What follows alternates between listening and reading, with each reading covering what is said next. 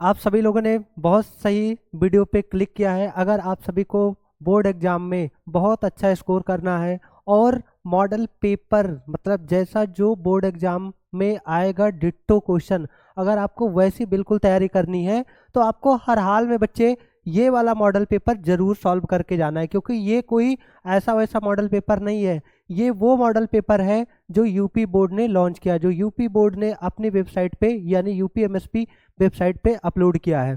और इस model paper की ये वैल्यू है बच्चे कि अगर आप इसको तैयार करके जाते हैं तो ये मान के चलिए कि आपको एक मोटा मोटा आइडिया हो जाएगी कि हाँ इस तरह के बिल्कुल क्वेश्चन हमको मिलने वाले हैं। ठीक है बच्चे, तो बहुत ज़्यादा टाइम ना वेस्ट करते हुए हम इस मॉडल पेपर को सॉल्व करते हैं। और बच्चे इसी के साथ ये चीज़ याद रखना कि इसका बहुत बड़ा अपने आप में इम्पोर्टेंस है। ठीक है बच्चे, तो आप सभी को पता है कि यूपी बोर्ड में क्लास 10th के पेपर में 70 नंबर का आता है। कितने नंबर का आता है? 70 नंबर का आता है इंग्लिश। ठीक है, 70 नंबर के सारे सब्जेक्ट आते हैं और इस 70 नंबर में 50 नंबर आता है आपका सब्जेक्टिव और 20 नंबर आता है ऑब्जेक्टिव। लेकिन बच्चे गलती ये करते हैं कि इस 50 नंबर में आने वाली चीज़ों को तो अच्छे से तैयारी करते हैं और इस 20 नंबर के लिए सोचते हैं यार कि हर टॉपिक एक एक नंबर का आएगा, मतलब एक एक नंबर वाले किसी चीज़ पे ध्यान नहीं देते। भाई मैं आपको एक चीज़ बता दूं कि अगर आपको बढ़िया स्कोर करना है तो आपको इसके साथ साथ इस पे भी ध्यान देना होगा, क्योंकि इसमें है कि आप अपने मन से कुछ चीज़ें बना के भी लिख देते हैं तो आपको नंबर मिल जाता है। लेकिन आपको इसमें एक भी नंबर नहीं मिलेगा जब तक आप फैक्ट क्वेश्चन पे आप टिक नहीं करते हैं। तो इसलिए ये क्वेश्चन बहुत ज़्यादा ज़रूरी होता है। तो एक एक नंबर की तैयारी बच्चे आपके लिए बहुत इंपॉर्टेंट है। और अगर आप हमारे चैनल के साथ में जुड़े रहते हैं तो मेरा वादा है कि आपका एक एक नंबर, 2 नंबर, 3 नंबर, 5 नंबर जैसा जिसका जो वेटेज है बच्चे हम सारा करवा देंगे। बस आपको हमारे चैनल से लगातार जुड़े रहना है।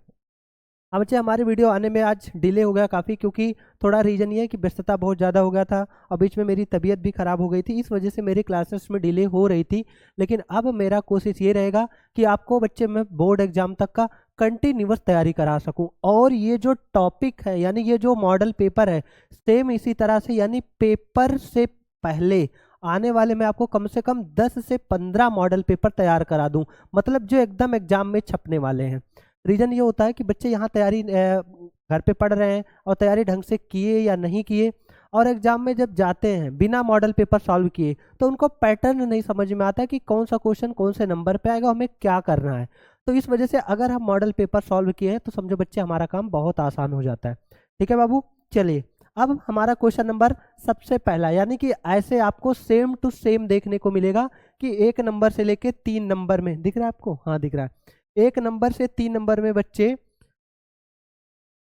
हाँ 1 नंबर से 3 नंबर में आपको बच्चे क्या है, एक अनसीन पैसेज दिया जाएगा, छोटा सा पैसेज दिया जाएगा और इसको पढ़ के टिक करना होगा, यानी कि right answer.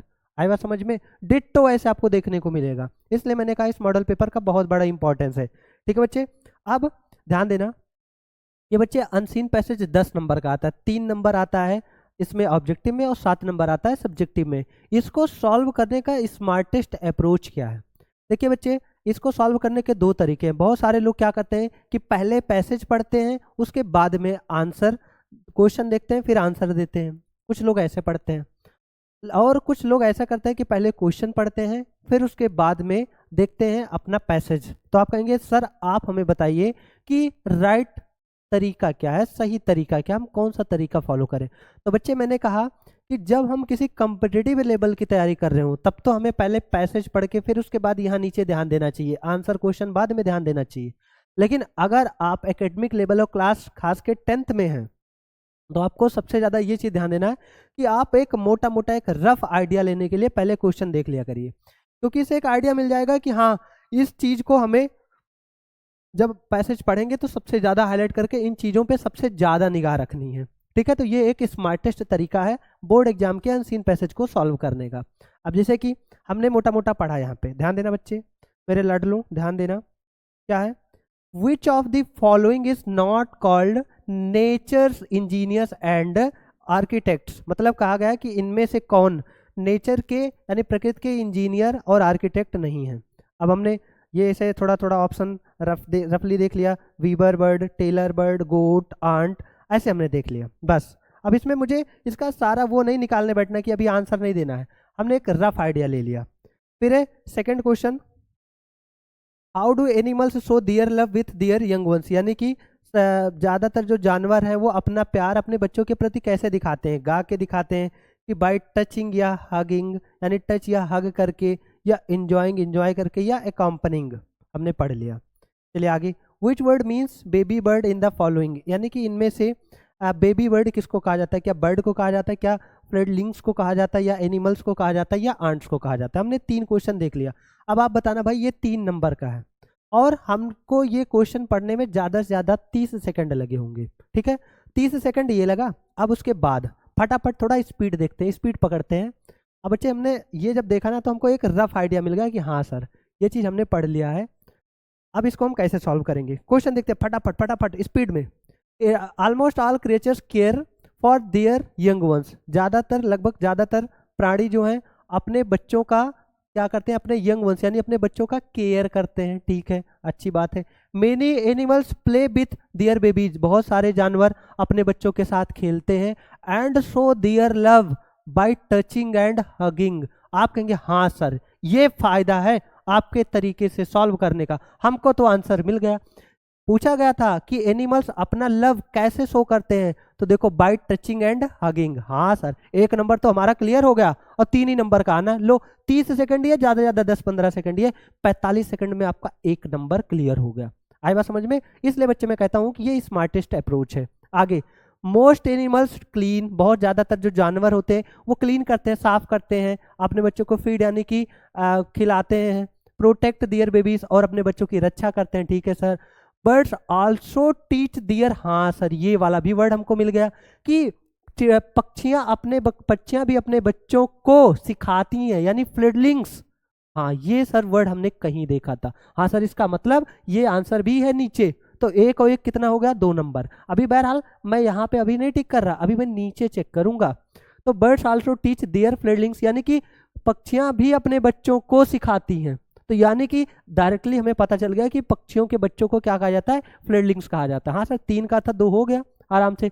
How to go about in the world as adult, हमें कैसे संसार में घूमना है, संसार में कैसे भ्रमण करना है एडल्ट की तरह, यानी कि बड़े पक्षियों की तरह, ठीक है बच्चे। आगे, a number of animals build homes for their young ones, यानी कि बहुत, ए नंबर ऑफ एनिमल्स मतलब बहुत सारे जानवर बिल्ड करते हैं यानी बनाते हैं, क्या बनाते हैं, घर बनाते हैं, किसके, अपने बच्चों के लिए। हाँ सर हो गया।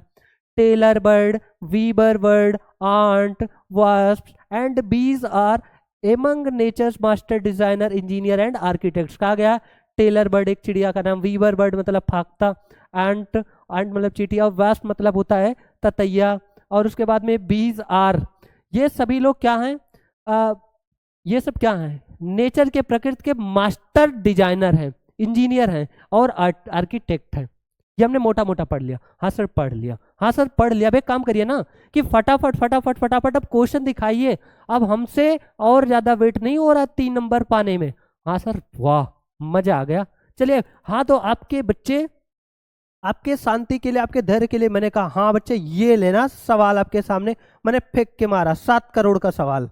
पहले आपके स्क्रीन के सामने क्या है, which of the following is not called nature's engineers and architects, यानी इनमें से कौन नेचर का, प्रकृति का इंजीनियर और आर्किटेक्ट नहीं है। हाँ सर वीवर बर्ड तो है, हाँ सर हमने पढ़ा है। सर टेलर बर्ड है, सर आंट है, हमने ये गोट तो कहीं नहीं पढ़ा है, ये देख लीजिए। टेलर बर्ड, हाँ सर टेलर बर्ड है। वीवर बर्ड, हाँ सर वीवर बर्ड है। सर आंट, हाँ सर आंट है। वास्प है, बीज है, ये सब नहीं दिख रहा। गोट इसमें बताया गया है, तो गोट तो यहाँ कहीं है ही नहीं है। हाँ सर लो 1 नंबर हमारा क्लियर हो गया। बताओ है ना बिल्कुल आसान। यहाँ ये चीज नहीं कि आपके इंग्लिश का लेवल देखा जा रहा है कि कितना टफ, यार इससे आसान क्या हो सकता है भाई, बताओ इससे आसान कुछ हो सकता है, कहेंगे नहीं सर मजा आ गया। ऐसे पढ़ते हैं तो इंग्लिश में फीलिंग आती है। कुछ भाई कुछ नहीं पढ़े हो इंग्लिश में, तुम्हें कोई टेंशन नहीं है, टेंशन लेके होगा क्या यार, केवल टेंशन होगा। तो टेंशन को टेंशन देने के लिए मैं टेंशन देने आ गया हूँ, आए बात समझ में। बस केवल आपको मेरे साथ हर दिन जुड़ना है बच्चे।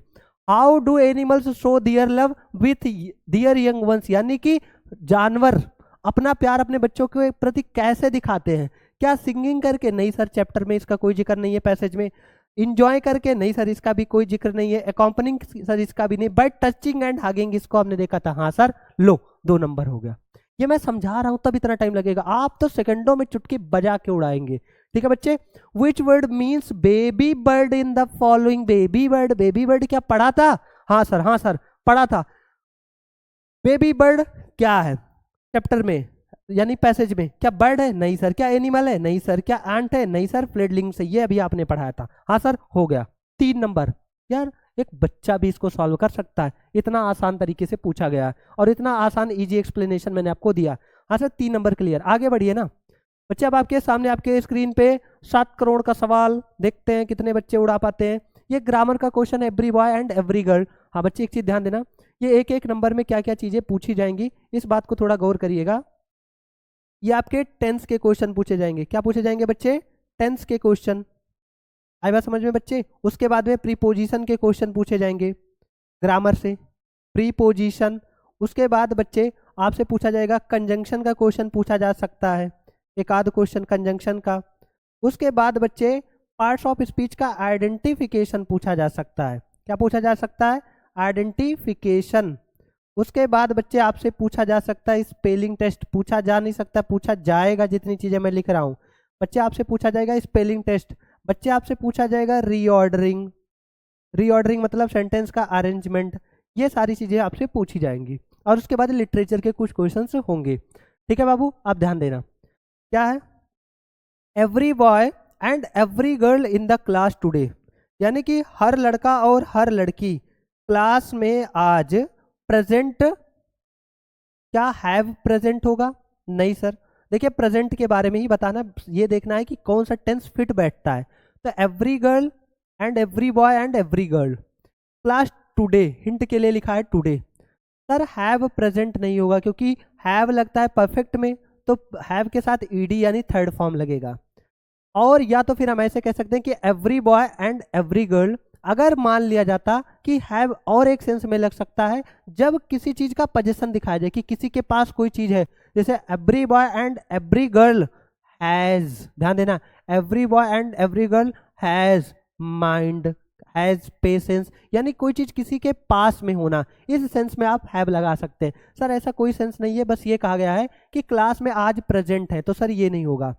अब हैड प्रेजेंट तो सर बिल्कुल नहीं हो सकता क्योंकि यहाँ पे टुडे है, टुडे मतलब होता है आज। अब हैड पास्ट के लिए यूज होता है, सर ये भी नहीं हो सकता। अब बच्चा या तो आर प्रेजेंट और बच्चा इज प्रेजेंट, तो बहुत सारे बच्चे आर प्रेजेंट ठोक के चले आएंगे कि सर आर प्रेजेंट सही है। नहीं बच्चे ध्यान देना, ये एवरी क्या है? एक डिस्ट्रीब्यूटिव एडजेक्टिव है। क्या है? Distributive adjective. और ये बच्चे एवरी जो यूज किया जाता है ईच और एवरी, आए बात समझ में? ईच और एवरी। इसके अलावा आइदर, नाइदर, ये भी डिस्ट्रीब्यूटिव एडजेक्टिव की कैटेगरी में आते हैं। तो इनके साथ में जो वर्ब इस्तेमाल होगा, वो सिंगुलर वर्ब हमेशा रहेगा, यानी बच्चे इज प्रेजेंट होगा। तो मैंने बताया कि इज प्रेजेंट यानी इज लगा है, और क्यों लगेगा ये चीज भी मैंने आपको बता दिया। ठीक है बच्चे, चलिए बहुत ज्यादा टाइम ना वेस्ट करते हुए फटाफट समझाते हैं आपको। फिर आपके सामने है बच्चे क्वेश्चन प्रीपोजिशन का, he is worried examination.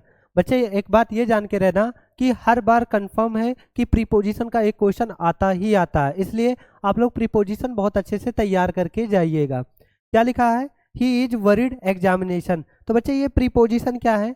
Preposition actual में कुछ ऐसे वर्ड होते हैं जो किसी नाउन या किसी प्रोनाउन के पहले आते हैं, उसका रिलेशन दूसरे नाउन या प्रोनाउन से बताने के लिए। ठीक है, जैसे मान लिया जाए कुछ डेट या डेज होते हैं, जैसे मान लो हमने लिखा 24 अप्रैल, ये एक डेट है, तो डेट के पहले आता है बच्चे ऑन। आए बात समझ में? मान लिया जाए हमने कहा अप्रैल, ये केवल एक महीना है, तो महीने के पहले आता है इन। या फिर हमने लिखा जैसे मान लो ए नाइफ, ये क्या है? कोई टूल है, तो टूल के साथ में आता है विथ। तो ऐसे ही कुछ प्रीपोजिशंस होते हैं, बट इन सभी में भी कुछ और केसेस होते हैं कि कहीं किसी के साथ में कुछ और लग जाता है, अलग अलग कंडीशन होता है।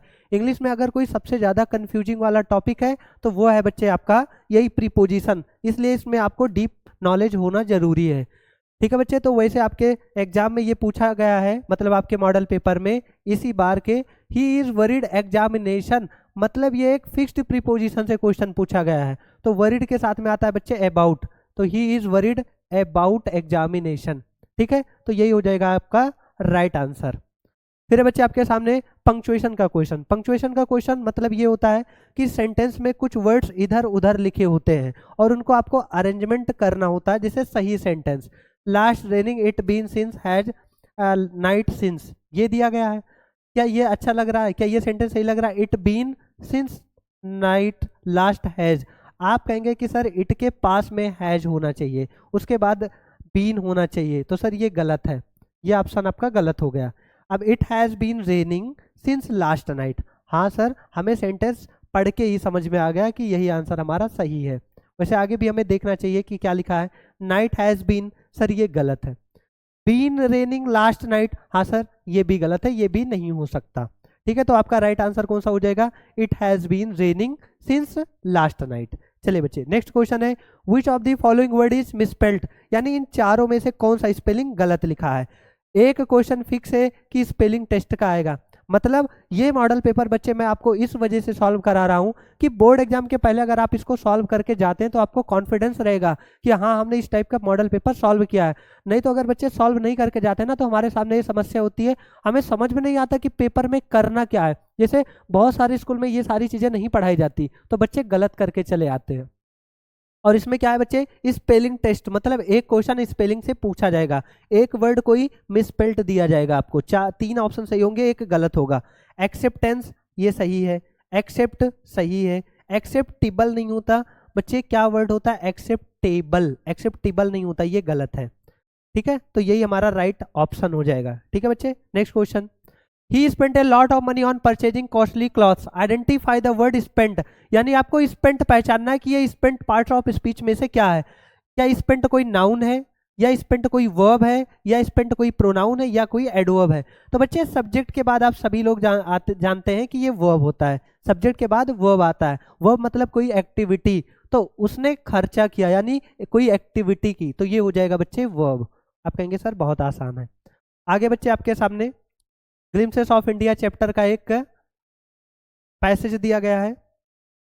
हाँ पैसेज दिया गया है, इसको देख लेते हैं। हाँ पैसेज सॉल्व करने से पहले बच्चे मैंने आपको तरीका क्या बताया है कि आपका सबसे पहला अप्रोच ये होना चाहिए कि आप एक बार क्वेश्चन को पढ़ लेंगे तो इससे मोटा मोटा आइडिया मिल जाएगा कि हमें पैसेज के कौन से हिस्से पे ज़्यादा फोकस करना चाहिए। जैसे इसमें which river obtains it's water from the hills and forest of Coorg, यानी कि which river obtains it's water from the hills and forest, मतलब कौन सी नदियों का पानी, कौन सी नदियों का पानी कुर्ग के जंगलों और पहाड़ियों से होकर निकलता है। क्या कावेरी से, क्या यमुना से, क्या नर्मदा से, क्या ताप्ती से। हमने एक बार मोटा मोटा गो थ्रो कर लिया, अब आगे देखते हैं अभी पैसेज में कैसा मजा आएगा। विच of the following is a large fresh water fish, यानी इनमें से कौन सा एक बड़े फ्रेश वाटर फिश, बड़ी फ्रेश वाटर फिश है। क्या किंग फिशर, क्या महासीर, क्या लार्ज टर्टल ऑफ कुर्ग, या फिर स्मॉल फ्रेश वाटर टर्टल। ये चीज आप देखते हैं। The river Kaveri obtains it's water, sir ये मिल गया, अब ज्यादा हमें पढ़ने की जरूरत नहीं है, ये लो कावेरी हमारा right answer. Forest of Coorg mahseer, ये large fresh water fish, sir ये रहा महासीर। तो इस वजह से बच्चे अगर हम मान लो यहाँ से लेकर यहाँ तक पढ़ते फिर क्वेश्चन पे आते तो हमें ये पूरा पढ़ना पड़ता, फिर क्वेश्चन करते। लेकिन जब हमने क्वेश्चन पहले पढ़ लिया तो हमें पूरा और पढ़ने की जरूरत ही नहीं पड़ी, हमारा टाइम बचा, कीमती टाइम। और एग्जाम में सबसे ज्यादा इंपॉर्टेंस टाइम का होता है। ठीक है बच्चे, चलिए आप कहेंगे सर बहुत बढ़िया। फिर है बच्चे लेंचोज हाउस वर सिचुएटेड, लेंचो का घर कहाँ पे स्थित था। In the middle of field, यानी कि खेत के बीच में था। आप कहेंगे नो सर खेत के बीच में नहीं था।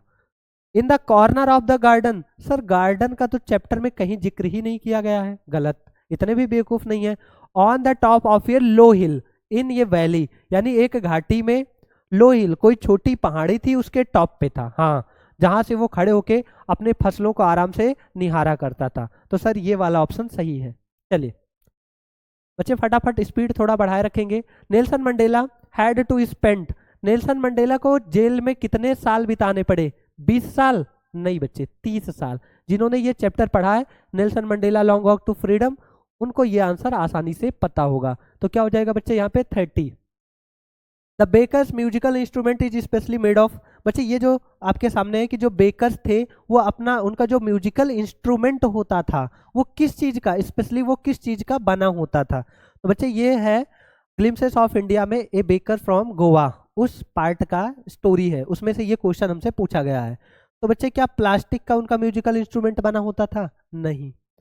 आयरन का बना होता था? नहीं। बना होता था बम्बू स्टफ का। किसका बना होता था? बम्बू स्टफ का, मतलब कि बांस के डंडे का। तो वो लोग जब आते थे घरों में, घरों के सामने, तो जैसे आप छोटे रहे होंगे तो आपको याद है कि बर्फ बेचने वाला आता था आपके घर पे, तो वो ऐसे गोल गोल लिए रहता था ना, तो बजाता था पौ पौ, है ना, ऐसे बजाता था। तो वो अपनी एंट्री, म्यूजिकल एंट्री वो इस तरह से करता है पौ पौ करके। लेकिन ये जो बेकर लोग होते ये तो शरीफ इंसान थे, तो ये कैसे अपनी म्यूजिकल एंट्री क्या करते थे? झंग झंग झंग, मतलब वो बांस का डंडा पीटते थे घरों के सामने, तो लोगों को लगता था हाँ बेकर्स आ गए। ठीक है बच्चे, चलिए कहेंगे सर बहुत अच्छा चैप्टर है।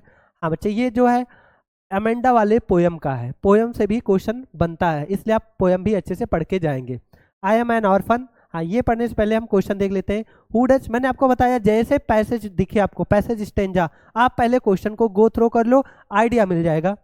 Who does I refer to in this, in the above extract, मतलब आई यहाँ पे कौन है? जैसे I am an orphan roaming the street, है ना, तो अब यहाँ पे आई कौन है भाई? क्या फादर को कहा गया है कि मैं एक अनाथ हूँ? क्या पिता अनाथ है, पोएट अनाथ है, मदर अनाथ है? नहीं, अमेंडा अनाथ है। ये आपका सही answer. Which word is opposite of the restriction in the extract? Restriction मतलब होता है किसी चीज पे पाबंद लगाना या पाबंद होना, तो पाबंद होना इसका अपोजिट क्या? ऑर्फन, ऑर्फन मतलब अनाथ, अनाथ पाबंद, क्या एंटोनिम है? नहीं। पैटर्न है? नहीं। पाबंद, फ्रीडम मतलब आजाद, हाँ ये है। लेकिन अभी हम इसको टिक नहीं करेंगे, पहले हमें ये देखना पड़ेगा कि क्या ये चीज एक्सट्रैक्ट में दिया गया है कहीं फ्रीडम? हाँ ये रहा फ्रीडम। हाँ अब हम श्योर हो गए कि ये आंसर सही है।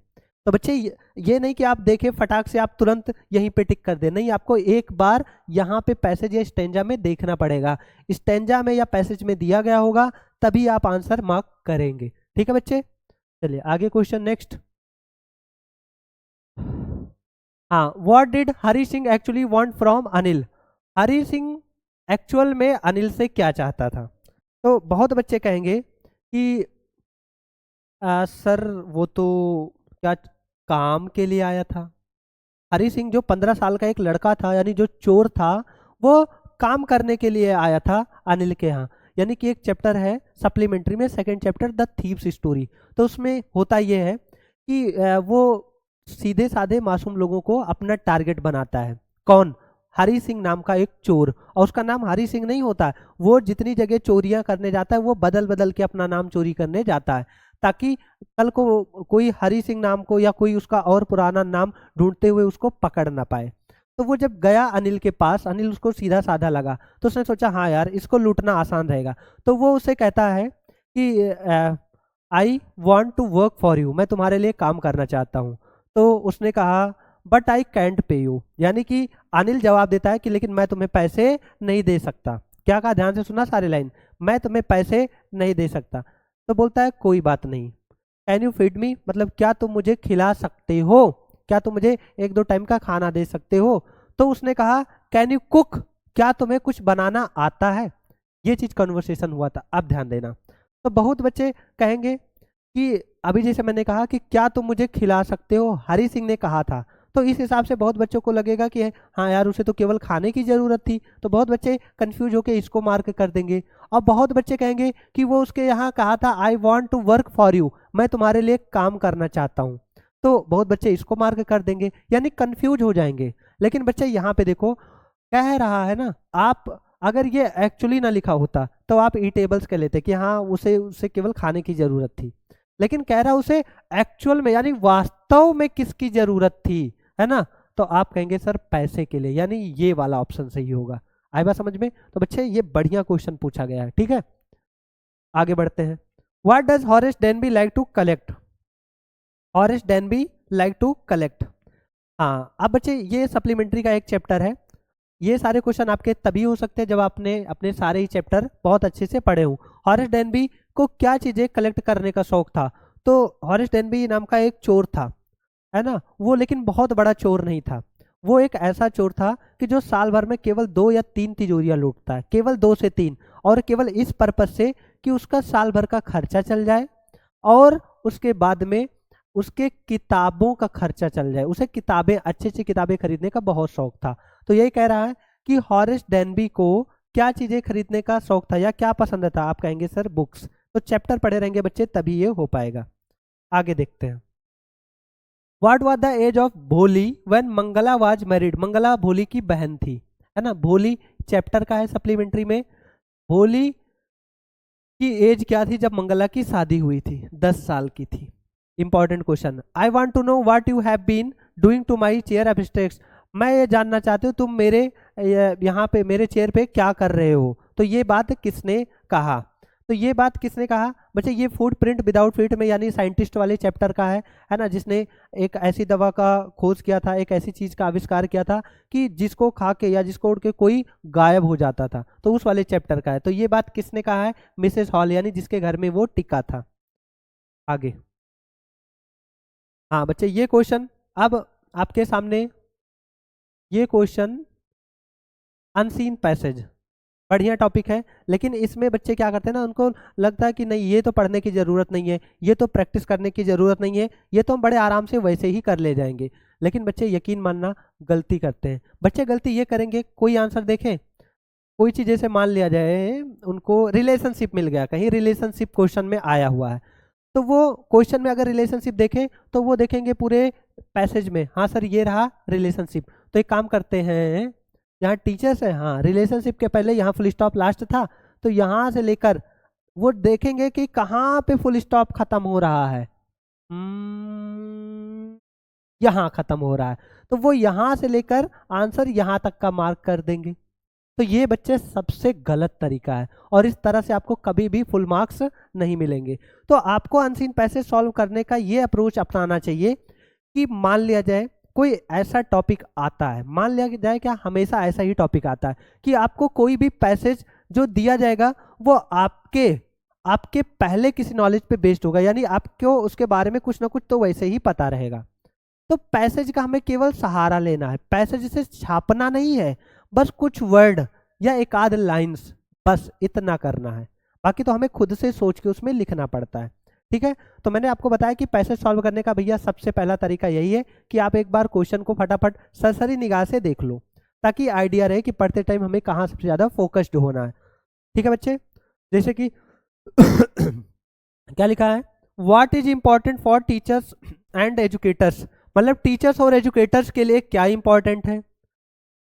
फिर कहा next question, what happens if the relationship between a teachers and a child is unsatisfactory, क्या होता है अगर एक टीचर और एक बच्चे के बीच का जो रिलेशन है वो असंतुष्टि वाला होता है, तो क्या होता है।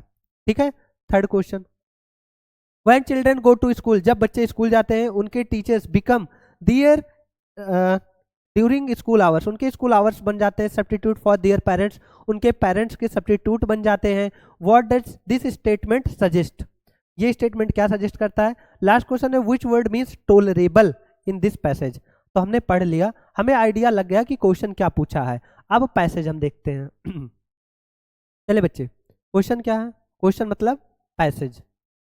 Just as it is vital for parents, जैसे कि ये चीज जरूरी है पेरेंट्स के लिए, क्या, to live their own lifes, यानी कि अपनी जिंदगी जीना एज फुली एज पॉसिबल, जैसे जितना संभव हो सके, कैसे, and to deepen their understanding, यानी कि अपनी सोच को, अपनी समझ को और ज्यादा डीपन करके, यानी कि और भी ज्यादा गहराई तक लेके जाके, to themselves to the utmost, यानी जितना हो सके, जितना संभव हो सके। So it is important for teachers and educator to do the same, यानी कि यही बात टीचर्स और एजुकेटर्स के लिए भी सेम है।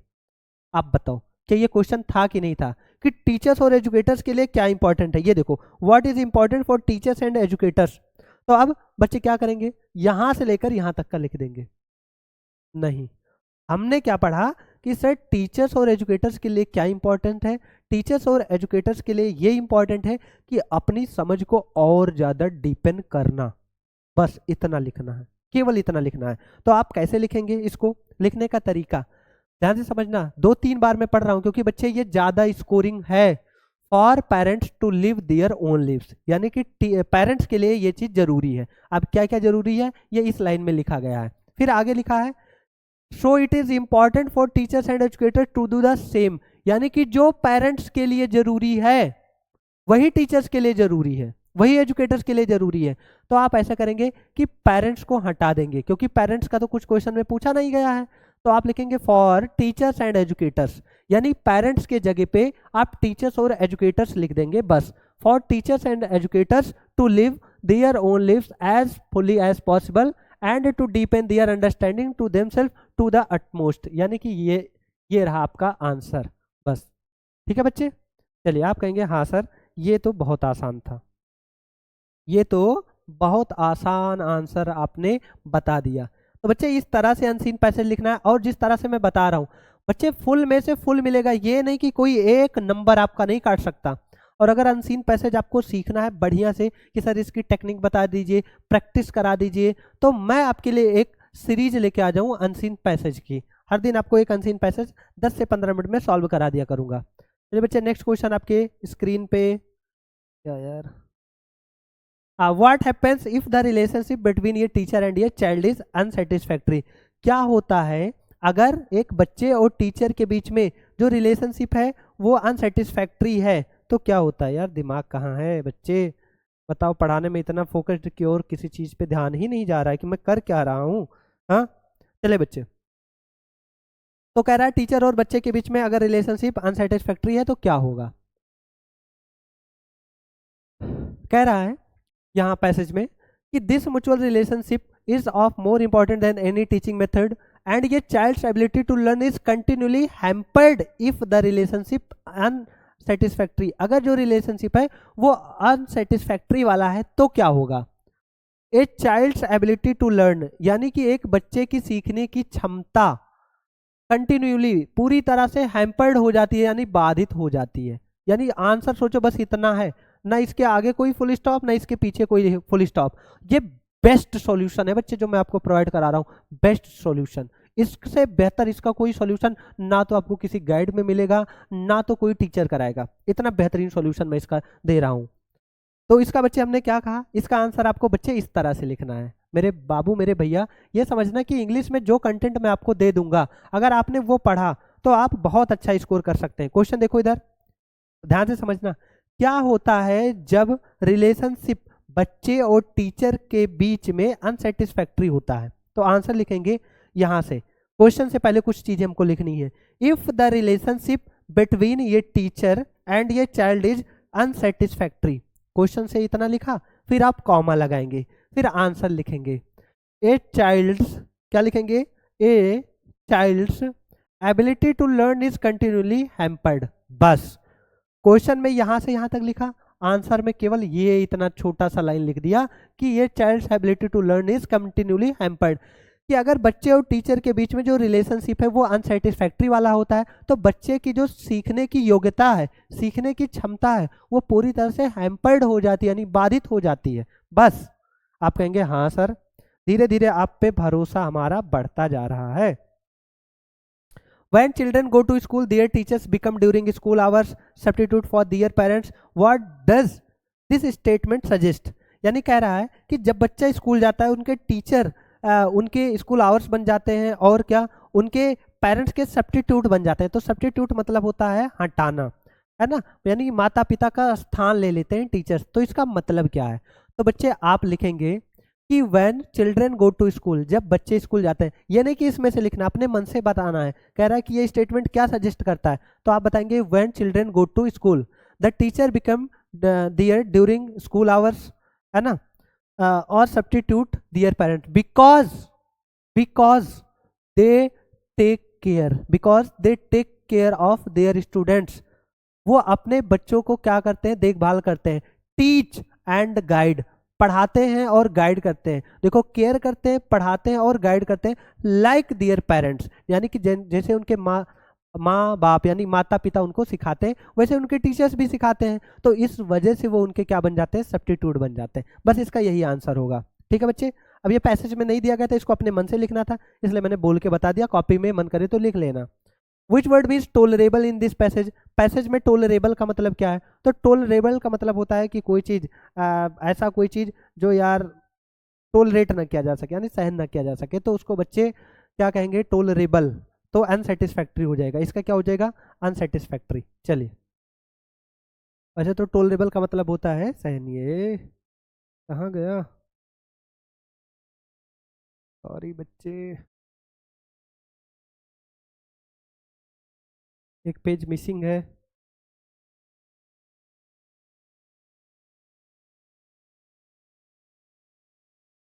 हाँ बच्चे, इसमें एक पेज डिलीट हो गया है, वो मैं आपको बता दे रहा हूँ। क्वेश्चन ये था कि आप अंकिता या फिर अंकित हैं, और आपको अपने किसी फ्रेंड को एक लेटर लिखना है, और उस लेटर में ये एक चीज़ ये बताना है, यानी कि आपका फ्रेंड आपको इनवाइट करता है गर्मियों की छुट्टियों में अपने घर पे आने के लिए, अपने साथ छुट्टियां एंजॉय करने के लिए।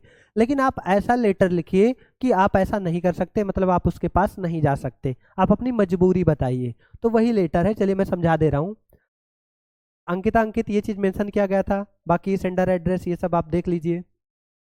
फिर आई होप यू आर, बच्चे ये राइटिंग स्किल है, ये मैंने आपके लिए लिख दिया है, लेकिन एग्जाम में आता है तो आपको ये खुद से लिखना पड़ेगा, ठीक है? ये नहीं कि जो पढ़ा दिया वही आएगा। एग्जाम में राइटिंग स्किल को देखने के लिए एग्जामिनर आपको कुछ भी दे सकता है। क्या बच्चे? I hope you are fine and enjoying your holidays, ये इसी बात पे था कि छुट्टियां आओ मेरे साथ एंजॉय करो। दोस्त ने मुझे बुलाया था लेकिन मैं नहीं जा सकता, इस बात पे मुझे लिखना है कि मैं क्यों नहीं जा सकता। तो ये है I hope you are fine and enjoying your holidays, मैं आशा करता हूँ कि तुम ठीक होगे और अपनी छुट्टियां एंजॉय कर रहे होगे। I received your kind invitation to spend holidays with you, यानी कि मुझे तुम्हारा इन्विटेशन मिला छुट्टियां स्पेंड करने के लिए।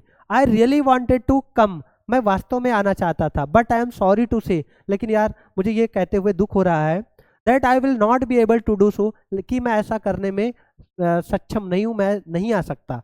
माई sister's wedding is schedule during the same period, मतलब मेरे बहन की शादी भी इसी टाइम पे फिक्स हुई है, मतलब उसी सेम टाइम पे शेड्यूल हुई है।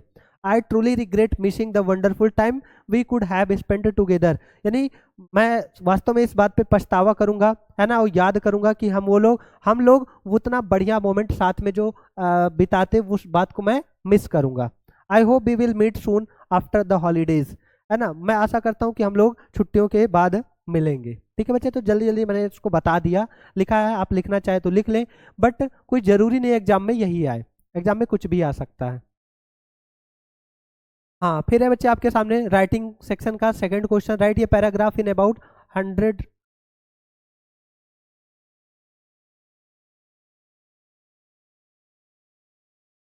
फिर आपके सामने बच्चे क्वेश्चन है नेक्स्ट, देख लो।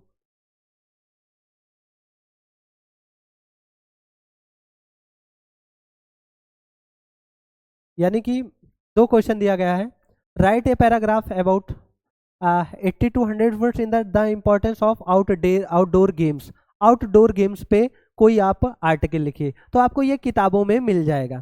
फिर इसमें एक है right an article on A retirement party, retirement party पे लिखो, तो मैंने सोचा ये नया है तो इसको मैं करा दे रहा हूँ। Whose retirement party it was, यानी इसी हेडिंग पे आपको लिखना है, और रिटायरमेंट पार्टी का टाइम और प्लेस क्या था, डिस्क्रिप्शन यानी कि कैसे किया गया, और उसके बाद सेलिब्रेट, और फिर योर एक्सपीरियंस, तो इन्हीं हेडिंग पे हमें करना है।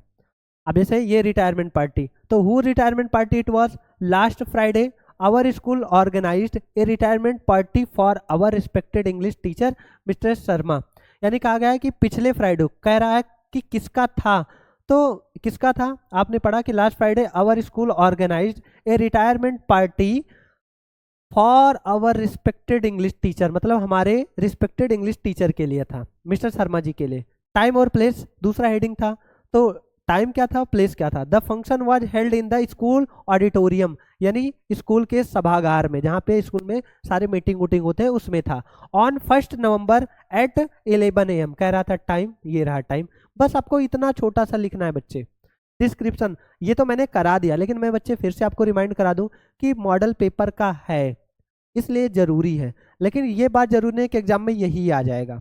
एग्जामिनर तो केवल हमको हिंट के लिए देता है कि बेटा अब नए नए आर्टिकल तैयार करो। अब ये दिवाली दशहरा जो हम पहले पढ़ते थे अब वो पुराने हो गए। पॉल्यूशन है इंपॉर्टेंट, लेकिन अब उतना नहीं पूछा जाता जितना पहले पूछा जाता था। तो अब वो नए नए टाइप के दे रहा है राइटिंग स्किल को चेक करने के लिए। डिस्क्रिप्शन मतलब माहौल कैसा था, तो the hall was beautifully decorated with flowers. जो हॉल था ऑडिटोरियम हॉल वो बहुत अच्छे खूबसूरत फूलों से सजा हुआ था। बैलून्स लगे थे and lights. Students and teachers are gathered. Teachers और बच्चे इकट्ठे थे for bid farewell to mister Sharma sir. Mister Sharma sir को विदाई देने के लिए सभी लोग गैदर्ड थे यानी कि इकट्ठा थे। वो सेलिब्रेशन कैसे हुआ? आवर प्रिंसिपल गेव ये हार्ट टचिंग स्पीच। हमारे प्रिंसिपल ने बहुत अच्छा स्पीच दिया। स्टूडेंट्स सैंग सॉन्ग्स परफॉर्म्ड डांसेस, यानी बच्चों ने गाना गाया डांस किए। और एक बुके मिसेस शर्मा को क्या किया, प्रेजेंट किया यानी कि उनको दिया। बच्चे देखो कितना आसान से लैंग्वेज में लिखा है। योर एक्सपीरियंस इसी में था कि आपका एक्सपीरियंस कैसे रहा। It was an emotional and memorable day. ये एक इमोशनल है ना, इमोशनल मतलब दुख देने वाला, और मेमोरेबल डे था। हाँ यार, जब कोई हमारा फेवरेट इंसान हमसे अलग होता है तो हमें वास्तव में बहुत दुख होता है। यही चीज कह रहा है emotional day. I fail to be part of such I fail to be part of, हाँ यहाँ पे बच्चे होगा proud. I felt proud. I felt proud यानी कि मुझे गर्व महसूस हुआ। इस हार्ट फेल्ट सेलिब्रेशन का हिस्सा होने का मुझे क्या गर्व महसूस हुआ। ठीक है बच्चे, चलिए नेक्स्ट क्वेश्चन। हाँ ये है क्या बच्चे, ब्रिज हमारे देश की अमूल्य निधि है। ग्रामर के क्वेश्चन कहाँ चले गए? ग्रामर के क्वेश्चन कहाँ चले गए बच्चे? एक मिनट रुक जाना तो। अच्छा मैं ये ट्रांसलेशन करा दे रहा हूँ ग्रामर सेक्शन का। इसमें लगा था बच्चे क्या करें, थोड़ा सा डिलीट हो गया है कुछ पार्ट, लेकिन मैं इसको करा दे रहा हूँ। क्या ब्रिज हमारे देश की अमूल्य निधि है, तो इसका ट्रांसलेशन क्या हो जाएगा? ट्रीज, ट्रीज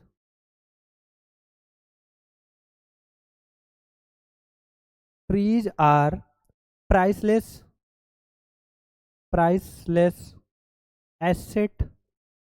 एसेट मतलब होता है निधि। अमूल्य निधि का क्या हो जाएगा? प्राइसलेस एसेट हमारे देश की।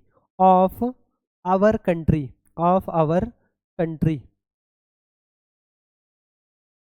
ठीक है बच्चे, चलिए फिर उसके बाद में क्या है, वृक्ष हमें केवल ईंधन व फल ही नहीं देते बल्कि वह हमें इमारती लकड़ी भी देते हैं। तो इसका क्या हो जाएगा? ट्रीज, ट्रीज नॉट ओनली, केवल ही नहीं, ध्यान देना, केवल ही नहीं बल्कि भी, ये एक कंजंक्शन है, इसके लिए नॉट ओनली बट आल्सो लगता है। Trees not only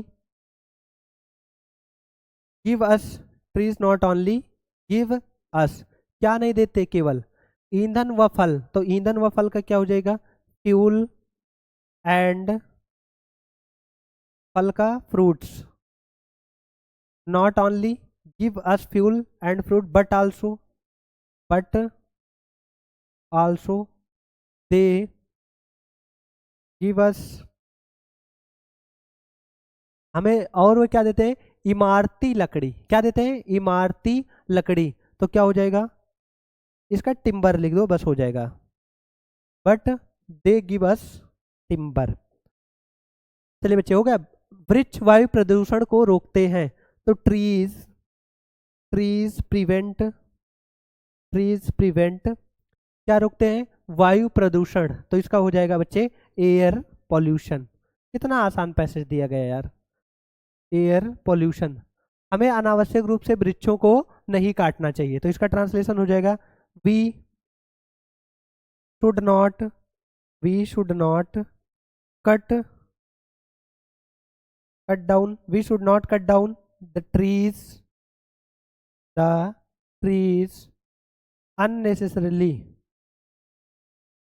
unnecessarily। तो बच्चे ये है इसका पैसेज ट्रांसलेशन का सॉल्यूशन। हाँ ग्रामर के कुछ क्वेश्चन मिसिंग है बच्चे, उसको मैं देख के करा दे रहा हूँ। उस पीडीएफ डिलीट हो चुका है। एक मिनट रुक जाना।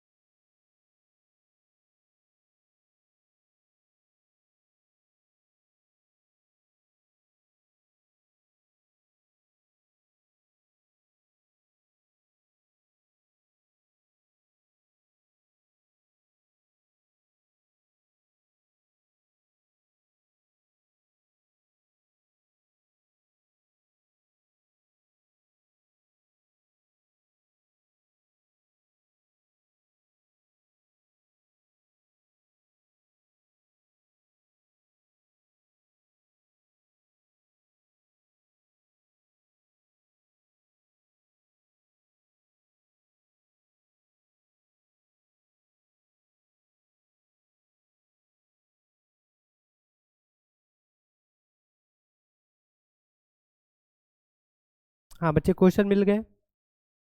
पहला क्वेश्चन ये है, he said,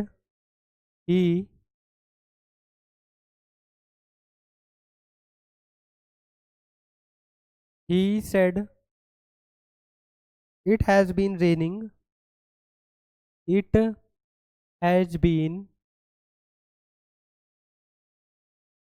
raining since morning। ये क्वेश्चन है नरेशन का, यानी इसको इनडायरेक्ट में चेंज करना है। ठीक है बच्चे, चलिए पहला क्वेश्चन ये है।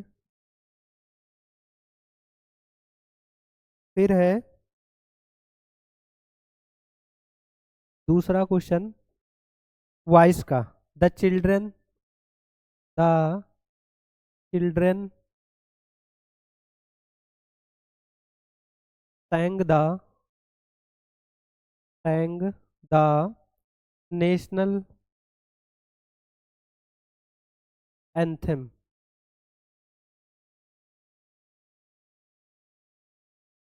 फिर उसके बाद तीसरा क्वेश्चन है पंक्चुएशन का, कुमुद, कुमुद said, Kumud said to his friend,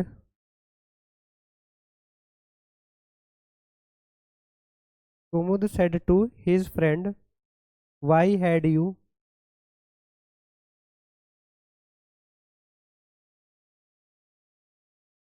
not come to school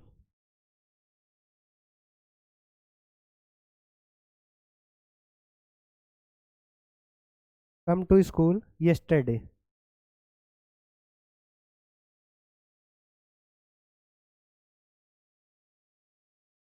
ये क्वेश्चन बच्चे नरेशन मतलब ग्रामर में 3 क्वेश्चन पूछे गए हैं। 2 2 4 2 6 और 4 नंबर का मैंने ट्रांसलेशन कराया 10 नंबर का। ठीक है बच्चे। तो अब इसमें हमें करना क्या है, पहले में इनडायरेक्ट बनाना है, उसके बाद दूसरे में हमें बच्चे करना है वॉइस यानी पैसिव में बनाना है, और तीसरे में बच्चे हमें पंक्चुएट करना है। ठीक है, चलिए फटाफट ज़्यादा टाइम ना बर्बाद करते हुए क्वेश्चन को स्टार्ट कर रहे हैं। बच्चे पहला क्वेश्चन है ही सेड। आप सभी लोग जानते हैं कि इनडायरेक्ट जब हम बनाते हैं और अफर्मेटिव कोई सेंटेंस असर्टिव तो यहाँ पे हम दैट लगाते हैं। ये किया, थर्ड पर्सन का प्रोनाउन है, इस वजह से कोई चेंज नहीं। हैज बीन रेनिंग, क्या लिखा है, हैज बीन रेनिंग, यानी कि प्रेजेंट परफेक्ट कंटिन्यूअस है, तो इस वजह से इसके टेंस में यानी चेंज होगा तो क्या हो जाएगा, पास्ट परफेक्ट कंटिन्यूअस, यानी कि had been raining, had been raining since morning. तो ये रहा बच्चे आपके सामने पहले क्वेश्चन का सॉल्यूशन। बच्चे ये सारा चीज आपको प्रैक्टिस करके ही आएगा। ठीक है बच्चे, चलिए नेक्स्ट क्वेश्चन है, the children sang the national anthem. इसका पैसिव वॉइस क्या होगा, तो ये है बच्चे सब्जेक्ट, ये वर्ब का सेकेंड फॉर्म यानी ये पास्ट इंडेफिनिट है, और ये है बच्चे ऑब्जेक्ट, है ना। बच्चों ने गाया, क्या गाया, नेशनल एंथम, तो यानी ये पूरा ऑब्जेक्ट है, तो ये आगे आ जाएगा द नेशनल एंथम। अब पास्ट में है इस वजह से हेल्पिंग वर्ब क्या लगेगा, वाज, और पैसिव वॉइस में हम सभी लोग जानते हैं हमेशा हमेशा थर्ड फॉर्म लगता है, यानी कि संग, संग बाई द चिल्ड्रन, संग बाई द चिल्ड्रन। क्या बच्चे यहां तक किसी को कोई समस्या, आप कहेंगे नो सर। फिर एक Kumud said to his friend. हाँ बच्चे इसमें क्या करना है आपको इसमें बच्चे आपको पंक्चुएट करना है, यानी कि कॉमा वॉमा लगाना है। समझो कि ये हो गया 2 नंबर का, और रीऑर्डरिंग यानी पंक्चुएशन और रीऑर्डरिंग 3 नंबर का हाई स्कूल वाले बच्चों को समझो वरदान के रूप में, यानी कि फ्री फंड नंबर मिलता है। तो इसका आंसर क्या हो जाएगा, कुमुद।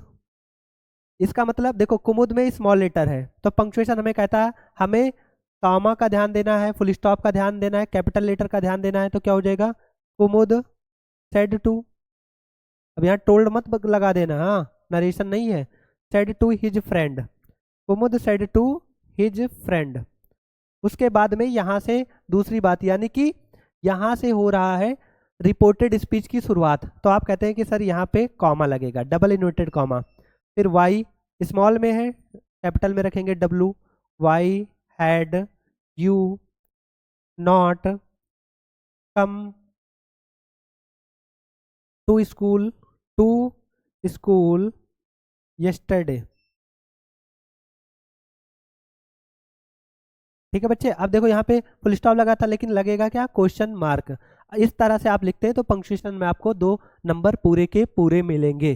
तो ये रहा बच्चे आज के मॉडल पेपर का सॉल्यूशन। आप मॉडल पेपर जरूर से जरूर सॉल्व करके जाइए। अगर आपको रिक्वायरमेंट होती है तो मैं इससे ज़्यादा आपको और भी मॉडल पेपर सॉल्व करवा दूंगा। ठीक है बच्चे, मिलते हैं नेक्स्ट वीडियो में।